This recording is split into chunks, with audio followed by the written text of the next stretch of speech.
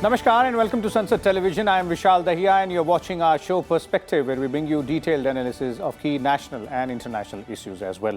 Today we're going to talk about free trade agreements, that is FTAs, now the opportunities therein and the challenges as well. Free trade agreements are arrangements between two or more countries or between a country and a trading bloc to abolish or reduce tariffs, quotas and preferences on goods and services traded. Now, countries often agree to FTAs if their economic structures are complementary and not competitive.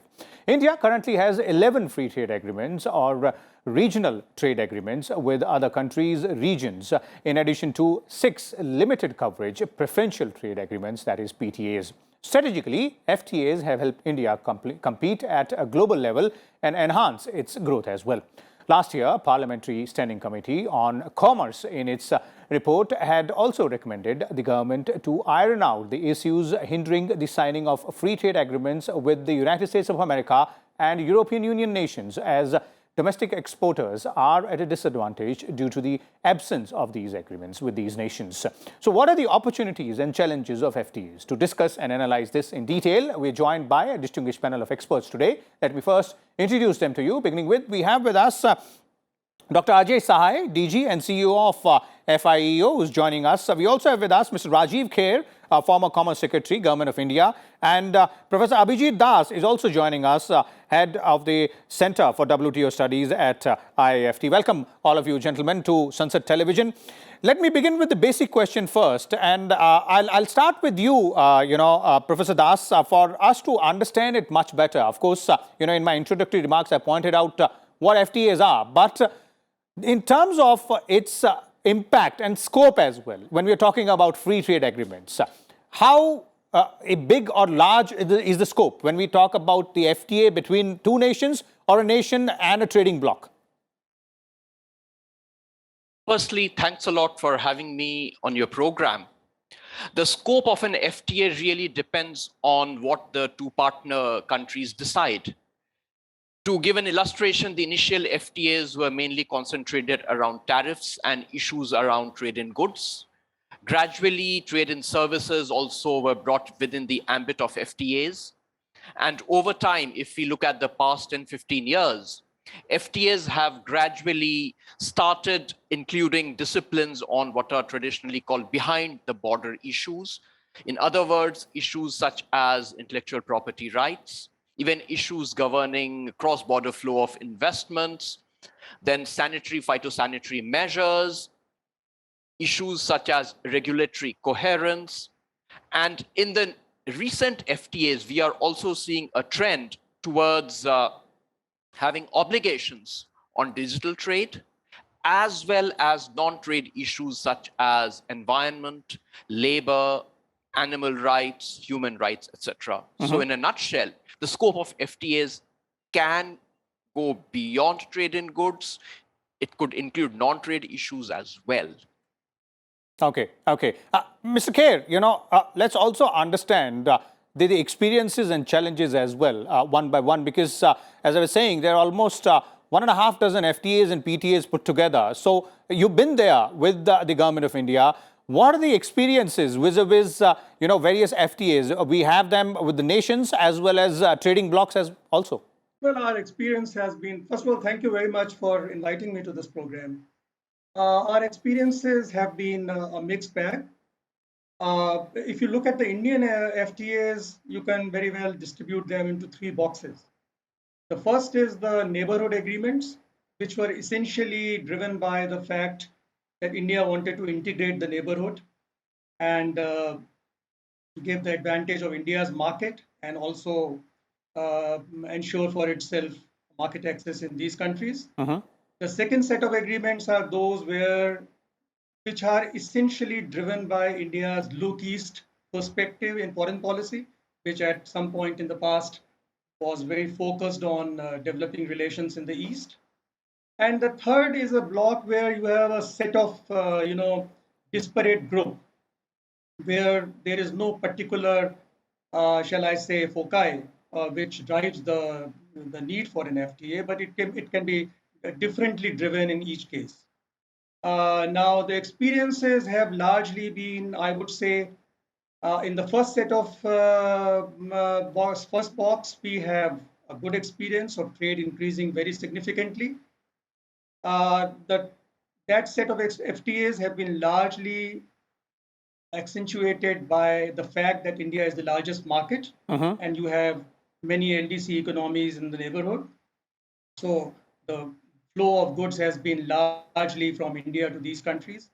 There have been many behind the border sort of issues, and the relative integration in the region has been much less, despite the FTAs. The second set of FTAs is with a set of countries which are really commercially very, very viable and very advanced. Okay. The ASEAN group of countries, South Korea, Japan. And here, the experiences have been again quite mixed. There have been gains, there have been losses. And this set of FTAs essentially was an attempt for India to be able to get into the value chains which these countries participate in. Okay. Our successes have been largely outshone by the successes of these countries. But if you look at the trade, the overall quantum of trade, particularly in the case of ASEAN, it has increased very significantly. Indeed. And the ratio between the trade deficit and overall trade, has been narrowing down. Okay.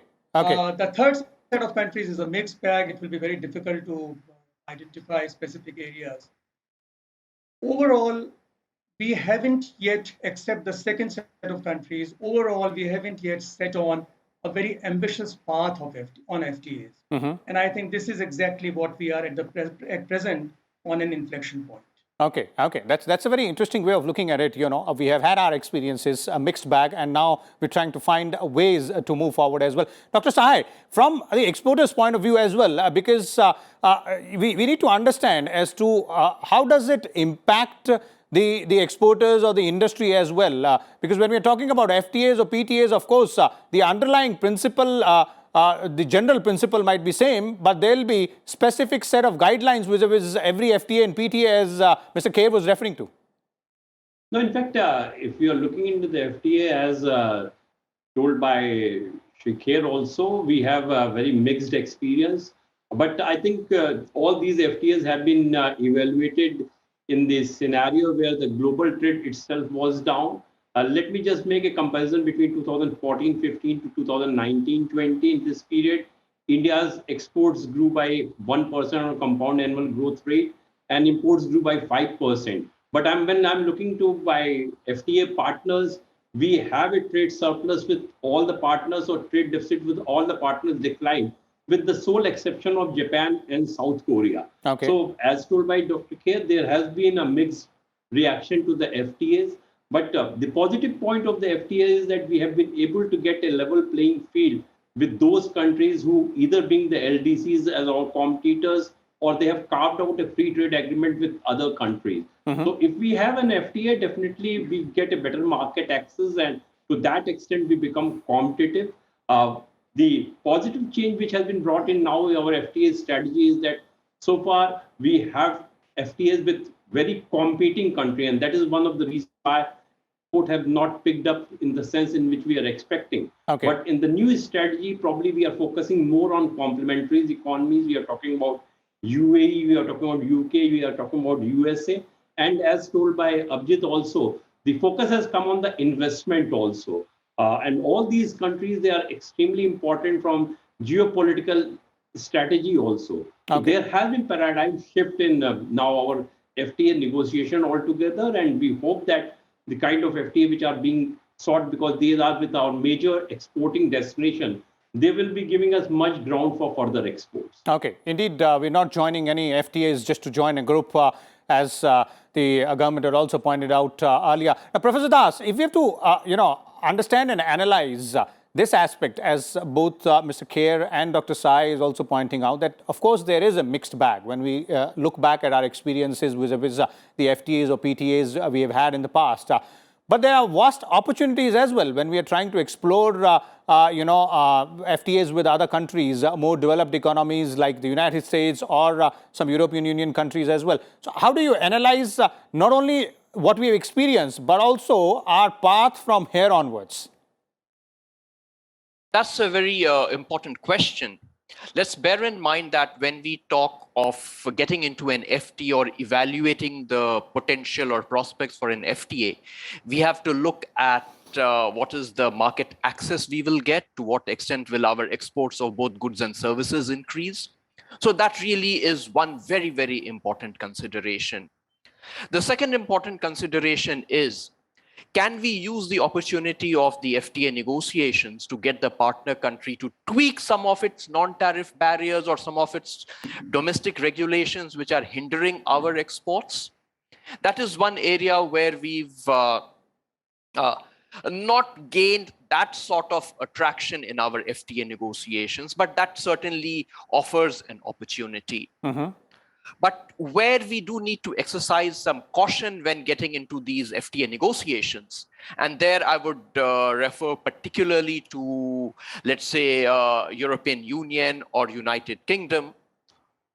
And if at all in the future we get into a FTA negotiation with United States, there are some pressure points which are issues of strong, aggressive interest to the other country, where we are on the defensive. Intellectual property rights, for example, is one such area where, be it European Union, be it United Kingdom, or be it United States, they will push us very strongly to make changes in our domestic laws so that the strength which our generic pharmaceutical industry has, that strength can be curtailed. So that will be the attempt of those developed countries. Similarly, let me point out two other areas which really are the sunrise areas of the future.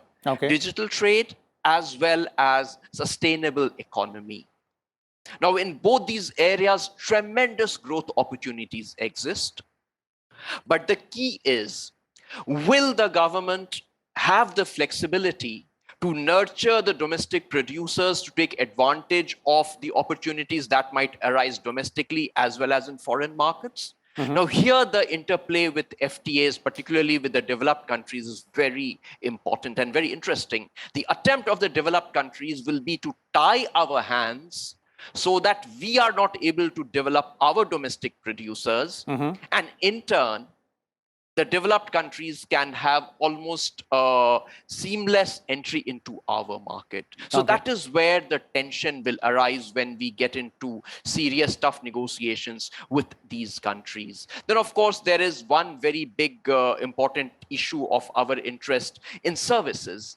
IT services or movement of service professionals. So that's an area where we can make potential gains. But then given the present climate whereby movement of people will be, in a way, not an easy task, because the developed country will confuse it with migration. So to that extent, our task may get a bit complicated, complex, and difficult in the FTA negotiations. So in a nutshell, whenever we decide to launch negotiations or while we are negotiating, we have to keep in mind all this complex matrix of factors which will really determine our approach in choosing the partner country, how we negotiate, and what is the outcome that we can expect from various FTA negotiations. And those are very, very relevant and important points. Mr. Kher, do you concur vis-a-vis, these challenges or rather cautious points or cautious areas when we are talking about negotiation of FTAs as well? And two of them very important. One is IPR, the other is digital trade. Now, digital trades vis-a-vis FTAs, this is going to become a very, very important issue in the years to come. Yeah, I would agree with some of the points which Vijit made. My take is slightly different in the context of our capacity or our preparedness to get into FTAs. I think there is a very strong reason to say that India has always been extremely defensive in opening up its trade. take the history, and it is so. Now there are factors, and I don't want to get into those factors at a length. The limited point I want to make is that today, if you don't get into FTAs and very carefully select your FTA partners, very strenuously and very rigorously negotiate your FTAs, there is no way of enlarging the scope of your commercial trade.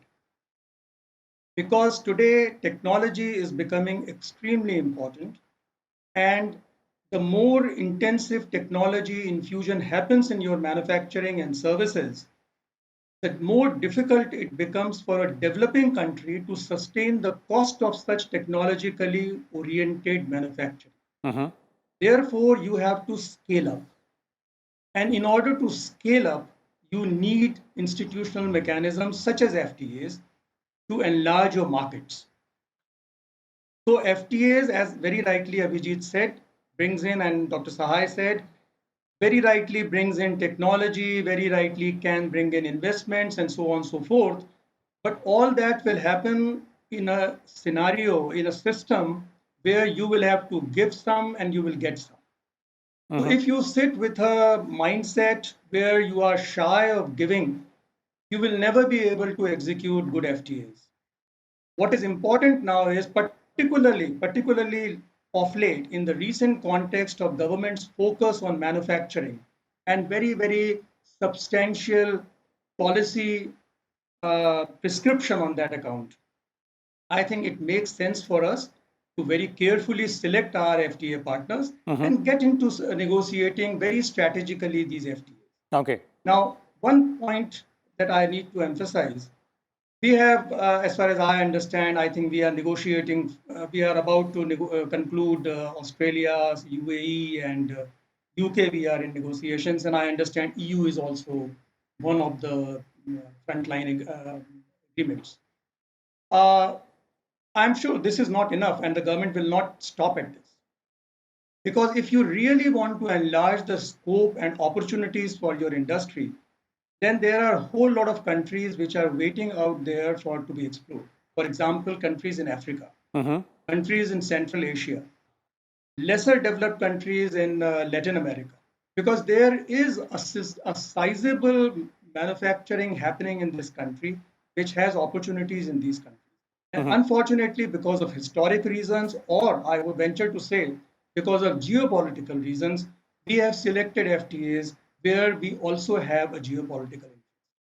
So we need to expand our approach. Okay. We need to very carefully select our partners, and we need to give away this constant apprehension that FTAs will spoil our economy, will mar our industrial development or deindustrialize us. Because if we very carefully play it, we are not a country that we were in 1991. Indeed. Things have changed.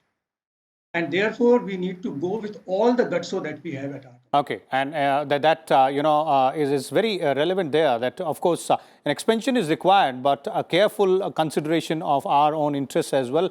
And FTAs are, of course, a give and take process. Dr. Sai, your views there on these key points vis-a-vis the challenges or the caution areas, and how to tackle them, because of course it is going to be really important as to what is significant for us, that is India's interests, and when we are negotiating, the other party would also want to have a share of the pie there.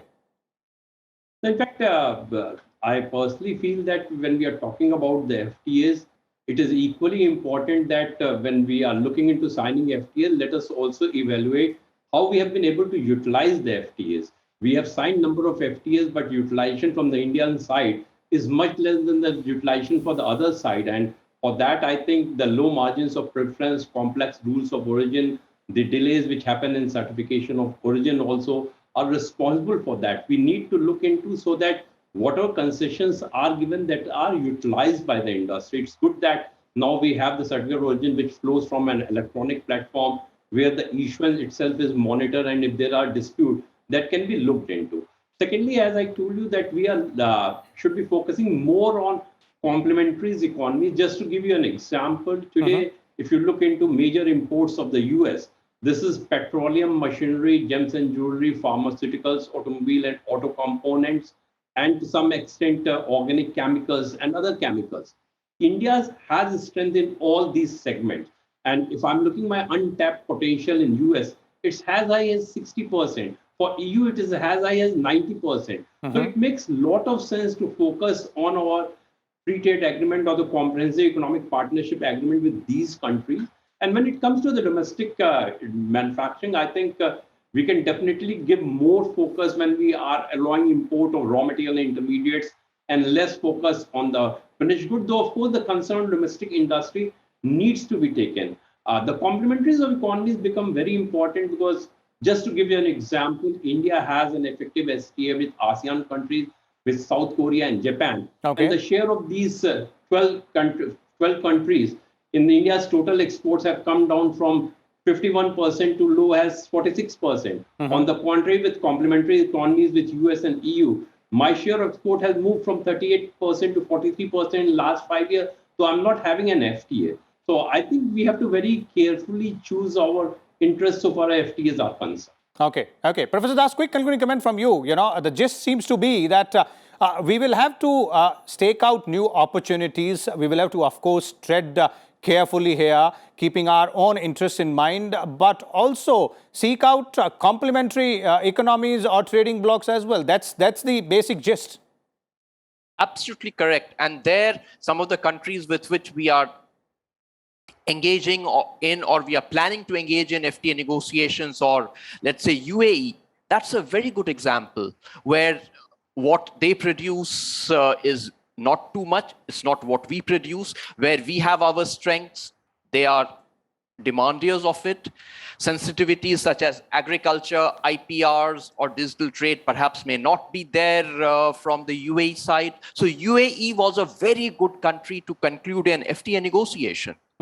So we have to choose the partners accordingly, where the bargaining is tough, no doubt, as in any FTAs, but we are able to protect our interests well. Okay, there it is. Thank you so much, Professor Abhijit Das, Mr. Rajiv Kher, and Dr. Ajay Sai as well for sharing your views and insight with us and our viewers. As our experts were pointing out, clearly the FTAs are really significant. That is the free trade agreements for an economy to grow, and a large, robust economy like ours, of course, need a lot of partners, complementary partners. When we're talking about FTAs, of course, the selection will have to be very careful, and we will have to be mindful of keeping our interests in mind.